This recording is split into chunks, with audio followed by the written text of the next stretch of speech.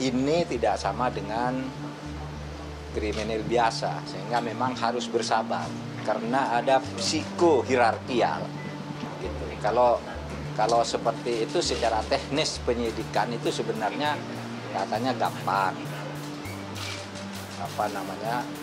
bahkan para purnawirawan dulu kalau kayak gitu gampang, Pak, itu kan tempatnya jelas, ini kita sudah tahu lah.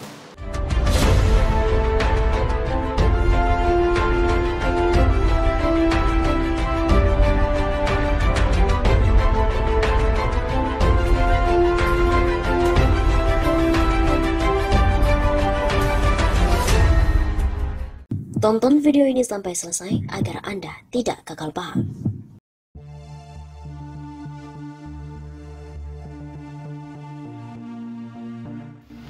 Terungkap tak disangka-sangka, inilah identitas tersangka ketiga soal tewasnya Brigadir Joshua yang dibocorkan oleh Menko Polhukam Mahfud MD.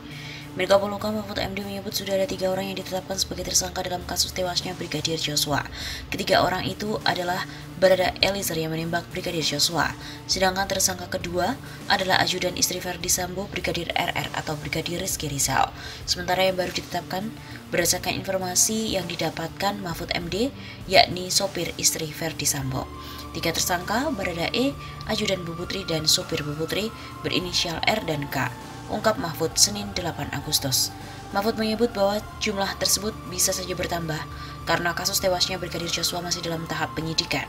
Sudah tersangka kan sudah 3 itu bisa berkembang dan pasalnya itu 338, 34 dan pasalnya itu 338, 340 ya, yang baru ya pembunuhan berencana. Begitu ucapnya. Bahkan mantan ketua MK itu menyebut penyidikan yang dilakukan itu akan mengarah kepada siapa dalam tewasnya Brigadir Joshua. Nah, itu nanti akan menjangkau ke arah yang lebih jelas lagi perannya. Begitu tuturnya. Sementara Kadif Humas Polri Irjen Pol Dedi Prasetyo enggan menjawab saat dikonfirmasi terkait dengan pernyataan Mahfud MD. Dedi hanya berujar akan menunggu kabar dari tim sus bentukan Kapolri Jenderal Listio Sigit Prabowo. Tim sus itu ditugaskan khusus untuk mengusut penembakan di rumah dinas mantan Kadif Propam Irjen Pol Verdi Sambo. Belum ada, menunggu tim sus dulu. Untuk diketahui sampai dengan pada hari ini polisi sudah menetapkan 2 orang tersangka sebagai tewasnya dari Brigadir Joshua.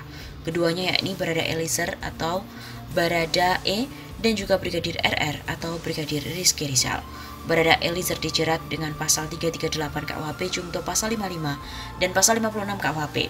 Sementara Brigadir Rizky Rizal dijerat pasal 340 KUHP Jungto pasal 338, Jungto pasal 55 dan pasal 56 KUHP. Barada Eliezer diketahui adalah sopir istri Verdi Sambo, Putri Chandrawati, sementara Brigadir Rizky Rizal adalah ajudan Putri Chandrawati.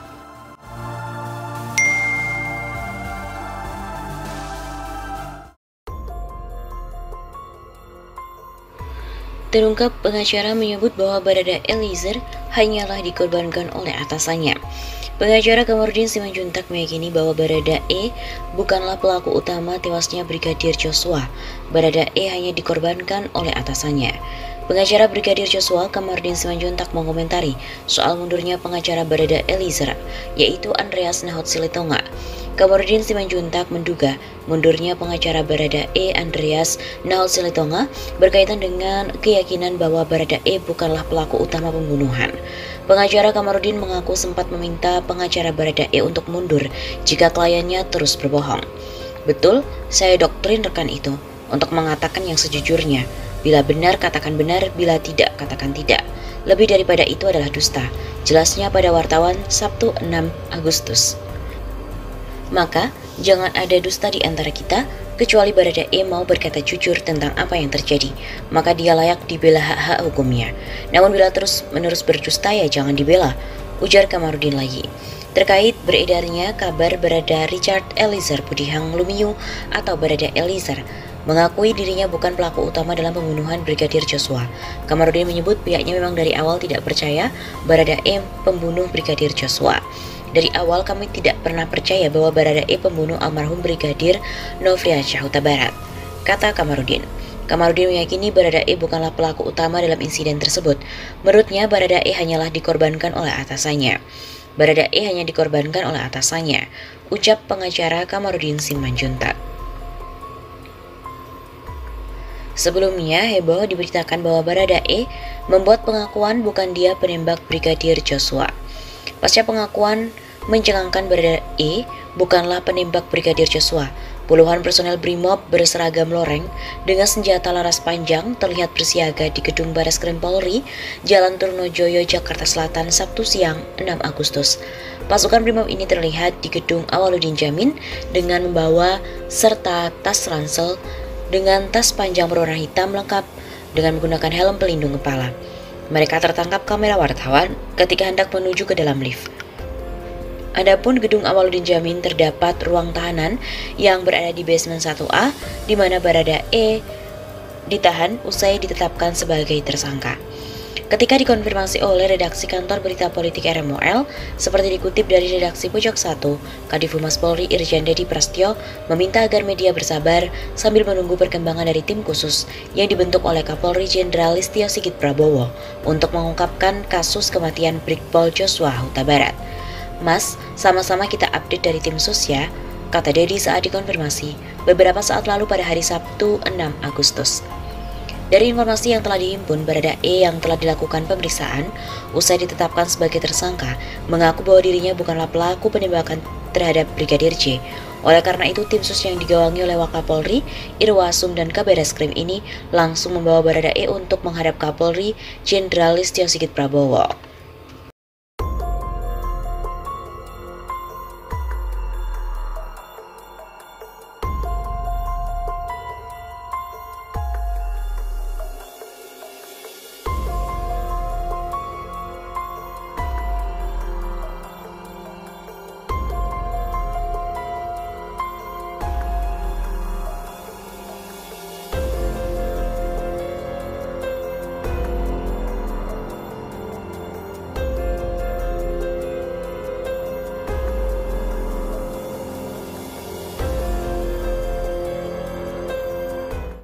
Lima personil ini kita periksa terkait dengan ketidakprofesionalan dalam penanganan TKP dan juga beberapa hal yang kita anggap bahwa itu membuat proses olah TKP dan juga hambatan-hambatan dalam hal penanganan TKP dan penyidikan yang tentunya kita ingin bahwa semuanya bisa berjalan dengan baik.